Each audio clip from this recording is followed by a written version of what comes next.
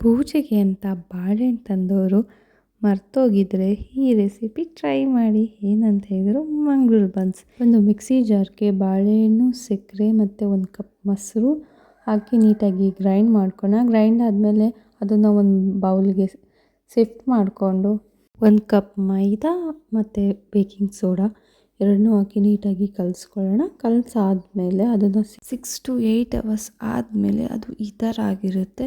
ಇದನ್ನು ಇನ್ನೊಂದು ಸತಿ ನಾವು ಮಿಕ್ಸ್ ಮಾಡ್ಕೊಳ್ಳೋಣ. ಮಿಕ್ಸ್ ಆದಮೇಲೆ ಒಂದು ಉಂಡೆ ತೊಗೊಂಡು ನಾವು ಚಪಾತಿ ಒತ್ಕೋತೀವಲ್ಲ ಆ ಥರ ದಪ್ಪ ಲೇಯರಲ್ಲಿ ಒತ್ಕೊಳ್ಳೋಣ.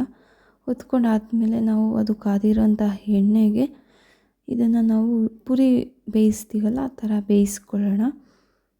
ಬೆಂದಾದಮೇಲೆ ಒಂದು ಪ್ಲೇಟ್ಗೆ ಸರ್ವ್ ಮಾಡಿಕೊಂಡು ನೀವು ಟೇಸ್ಟ್ ಮಾಡಿ ಹೇಗಿತ್ತು ಅಂತ ಕಮೆಂಟ್ ಮಾಡಿ.